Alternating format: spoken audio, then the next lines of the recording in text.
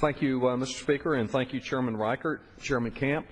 Mr. Speaker, I yield myself such time as I may consume.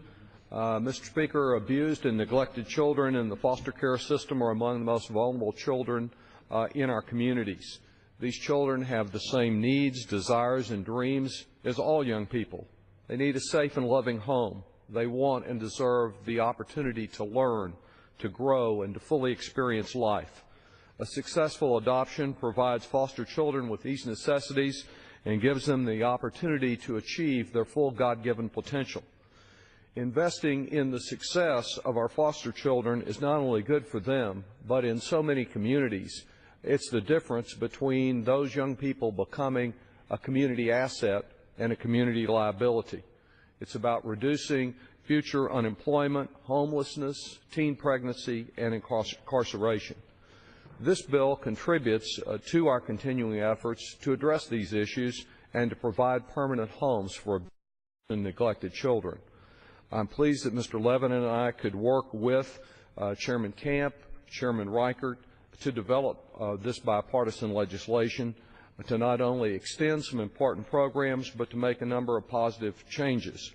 Mr. Reichert has outlined some of these. I would add attention to a provision that I authored to help ensure that children don't lose assistance simply because their guardian dies.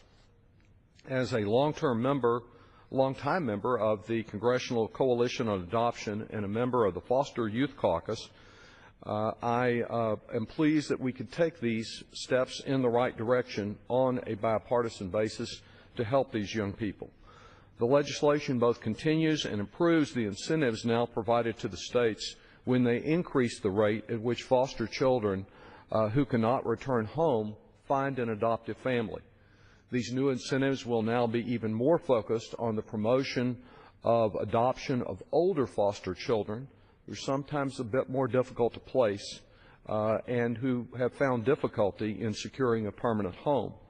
Additionally, for the first time, the bill will reward states for helping youth leave foster care to live with a permanent legal guardian. Recognizing the importance of maintaining the link between family and children in foster care, the legislation also extends a relatively new but expiring program known as the Family Connection Grants. These grants go out on a competitive basis to local organizations and state agencies to support various approaches for improving connections between foster families and their children, including linking grandparents to supports and services when they become the primary caregivers for children who would otherwise be in foster care.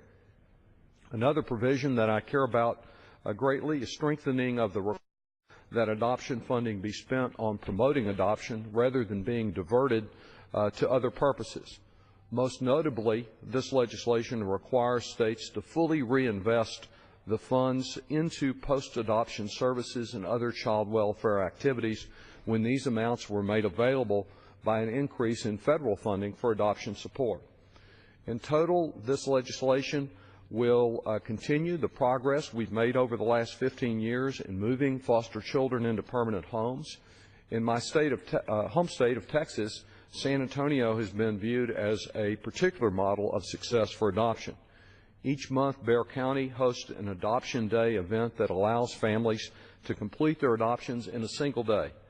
These are proceedings that have allowed children to have shorter stays in foster care and to move more quickly into stable homes.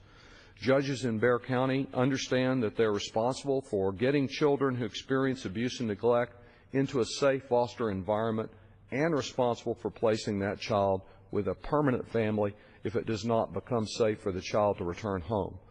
These improvements in the local adoption system have been encouraged and utilized by important local child advocates like District Judge Peter Sakai and Casa San Antonio. They've allowed for faster and more efficient placement of foster youth into permanent families.